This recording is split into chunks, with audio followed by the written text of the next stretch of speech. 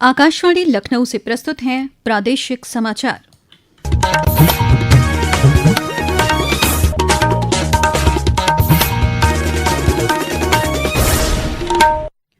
मुख्य समाचार।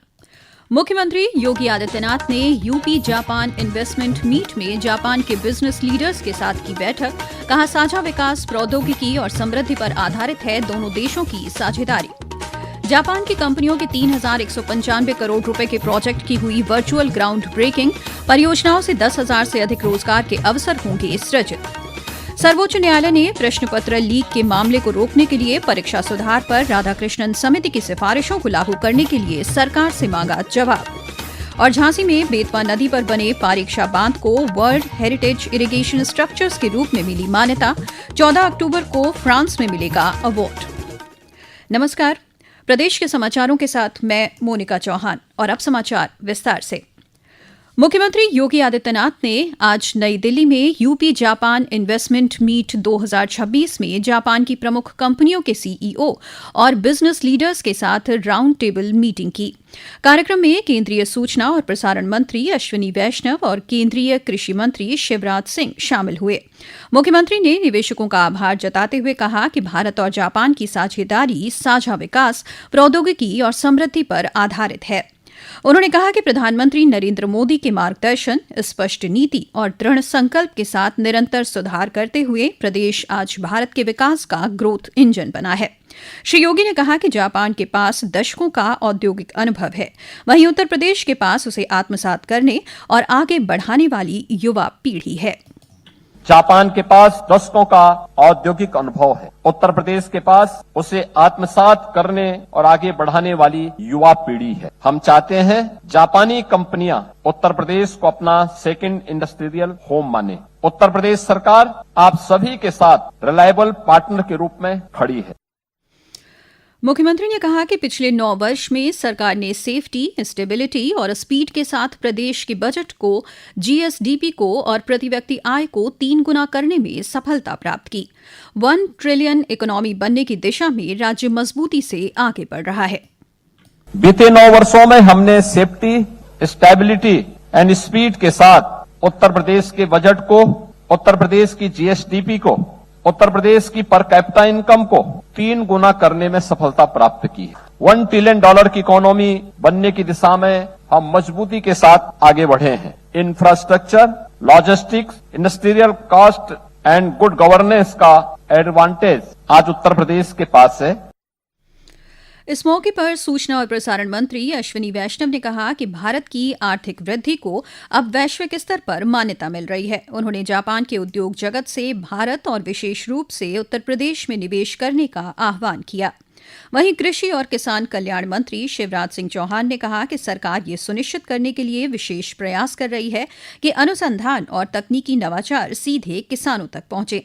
श्री चौहान ने कहा कि उत्तर प्रदेश में अपार संभावनाएं हैं और ये वैश्विक निवेश के प्रमुख केंद्र के रूप में उभर रहा है। जापान के साथ भारत की पार्टनरशिप केवल इन्वेस्टमेंट पार्टनरशिप नहीं है, ये डेवलपमेंट की पार्टनरशिप है, ये डिप्लोमेसी की पार्टनरशिप है और ये डिग्निटी की पार्टनरशिप है। उत्तर प्रदेश आपको केवल इन्वेस्टर नहीं मानेगा, आपको डेवलपमेंट पार्टनर मानेगा, क्योंकि हम मानते हैं इन्वेस्टमेंट का सर्वोत्तम रूप है जो कैपिटल के साथ साथ कैपेबिलिटी भी लाती है, टेक्नोलॉजी के साथ टैलेंट लाता है और प्रॉफिट के साथ प्रॉस्पेरिटी भी लाता है और रेवेन्यू से ज्यादा रिलेशन मजबूत करता है। इस मौके पर जापान की 2 कंपनियों के 3,195 करोड़ रुपए के प्रोजेक्ट की वर्चुअल ग्राउंड ब्रेकिंग की गई।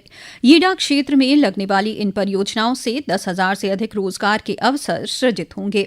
यूपी जापान इन्वेस्टमेंट मीट 2026 का आयोजन 18 से 23 अगस्त तक उत्तर प्रदेश और दिल्ली में किया जा रहा है। इसमें 200 से अधिक जापानी उद्योगपति, सीईओ, कारोबारी प्रतिनिधि और नीति निर्माता हिस्सा ले रहे हैं। सर्वोच्च न्यायालय ने भविष्य में प्रश्न पत्र लीक जैसे मामले रोकने के लिए राष्ट्रीय परीक्षा एजेंसी एनटीए को संस्थागत रूप देने की आवश्यकता पर जोर दिया, जिसमें सुरक्षित बुनियादी ढांचा, समर्पित परीक्षा केंद्र, साइबर सुरक्षा प्रणाली, संस्थागत विशेषज्ञता और परीक्षा संबंधी कार्यों के लिए एक स्थायी तंत्र शामिल हो। नीट यूजी 2026 पेपर लीक से संबंधित याचिकाओं की सुनवाई करते हुए न्यायालय ने शिक्षा मंत्रालय के केंद्रीय सचिव को राधाकृष्णन समिति की सिफारिशों को नंदन नीलेकणी समिति द्वारा संशोधित रूप में लागू करने के लिए उठाए जा रहे कदमों का विवरण देते हुए एक हलफनामा दाखिल करने का निर्देश दिया। उप मुख्यमंत्री केशव प्रसाद मौर्य ने आज भारत दौरे पर आए नाइजीरियन प्रतिनिधिमंडल से मुलाकात की। इस दौरान उन्होंने वहां के कृषि और खाद्य सुरक्षा राज्य मंत्री डॉ अलियू साबी अब्दुल्लाही से प्रधानमंत्री ग्राम सड़क योजना समेत प्रदेश के ग्रामीण क्षेत्रों में हो रहे सकारात्मक और जमीनी बदलावों पर विस्तार से चर्चा की। श्री मौर्य ने बताया कि कृषि खाद्य प्रसंस्करण के क्षेत्र में प्रदेश में सरकार अच्छा काम कर रही है, जिसके कारण दुनिया के अलग अलग देशों से दुनिया की सरकारें अपने प्रतिनिधिमंडल को भेज रही हैं। प्रदेश की दृष्टि से हम लोग, चाहे वह कृषि का क्षेत्र हो, चाहे खाद्य प्रसंस्करण का क्षेत्र हो, हम लोग बहुत अच्छा कार्य कर रहे हैं और उसी का आकर्षण दुनिया के अलग अलग देशों से वहां की सरकारों के द्वारा अपना प्रतिनिधिमंडल भेजा जा रहा है। यह सब कुछ जो होता हुआ हम देख रहे हैं, ये देश के माननीय प्रधानमंत्री श्री नरेंद्र मोदी जी के मार्गदर्शन और उत्तर प्रदेश के मुख्यमंत्री आदरणीय योगी आदित्यनाथ जी के नेतृत्व में जो लगातार 9 वर्ष से अधिक समय से अच्छा काम उत्तर प्रदेश में किया गया, उसका सुपरिणाम है। ये समाचार आप आकाशवाणी लखनऊ से सुन रहे हैं। ताज़ा समाचार जानने के लिए आप हमारी वेबसाइट newsonair.gov.in पर लॉगिन कर सकते हैं। इसके साथ ही आप प्रादेशिक समाचारों का ये बुलेटिन हमारे YouTube channel news on AIR Lucknow पर भी सुन सकते हैं। प्रवर्तन निदेशालय ने मौलाना मोहम्मद अली जौहर ट्रस्ट और मोहम्मद अली जौहर विश्वविद्यालय से जुड़े धन शोधन मामले की जांच के सिलसिले में उत्तर प्रदेश के रामपुर और सहारनपुर और दिल्ली में 10 परिसरों पर छापेमारी की है। श्री राम जन्मभूमि मंदिर निर्माण समिति के अध्यक्ष नृपेंद्र मिश्रा आज 3 दिवसीय दौरे पर अयोध्या पहुंचे। श्री मिश्रा कल से शुरू हो रही समिति की बैठक में शामिल होंगे। इससे पहले उन्होंने मंदिर परिसर में चल रहे निर्माण की जानकारी देते हुए बताया कि पूर्ण स्मृति स्तंभ के शीर्ष पर न्यास का लोगो लगाया जाना बाकी है। बाकी सारे कार्य पूरे हो गए हैं। निर्माण अब मंदिर परिसर में पूर्ण हो गया है। पूर्ण स्मृति स्तंभ था, उसका अब आज कल में सबसे ऊपर जो लोगो लगता है वो अब लगना बाकी है। रामकथा संग्रहालय, उसमें अभी हम लोग समीक्षा करेंगे। सभी गैलरीज की जो स्क्रिप्ट होती है, स्टोरी लाइन होती है, स्टोरी लाइन पूरी हो चुकी है। रामचरितमानस के रचयिता गोस्वामी तुलसीदास की 529वीं जयंती आज चित्रकूट और उनकी जन्मस्थली राजापुर में श्रद्धा, भक्ति और उल्लास के साथ मनाई गई। इस अवसर पर राजापुर सहित चित्रकूट जिले में धार्मिक, सांस्कृतिक और साहित्यिक कार्यक्रमों की धूम रही। राजापुर स्थित तुलसी स्मारक में श्रद्धालुओं ने रामचरितमानस का पाठ किया। वहीं तुलसीदास के जीवन, संघर्ष, भक्ति और आध्यात्मिक यात्रा पर आधारित विभिन्न लीलाओं का मंचन किया गया। जिले के विभिन्न विद्यालयों में भी तुलसी जयंती के अवसर पर कार्यक्रम आयोजित किए गए। विद्यार्थियों ने काव्य पाठ, सांस्कृतिक प्रस्तुतियों और अन्य कार्यक्रमों के माध्यम से गोस्वामी तुलसीदास के साहित्यिक योगदान को याद किया। झांसी में बेतवा नदी पर बना 140 वर्ष पुराना पारीक्षा बांध अब वैश्विक विरासत का हिस्सा बन गया है। प्रमुख सचिव सिंचाई और जल संसाधन अनिल गर्ग ने बताया कि पारीक्षा बांध को फ्रांस के मार्सेई में 14 अक्टूबर को होने वाली 26वीं ICID इंटरनेशनल कांग्रेस और 77वीं इंटरनेशनल एग्जीक्यूटिव काउंसिल मीटिंग के दौरान WHIS अवार्ड 2026 दिया जाएगा। इस बांध को international commission on irrigation and drainage ने वर्ल्ड हेरिटेज इरिगेशन स्ट्रक्चर्स के रूप में मान्यता दे दी है।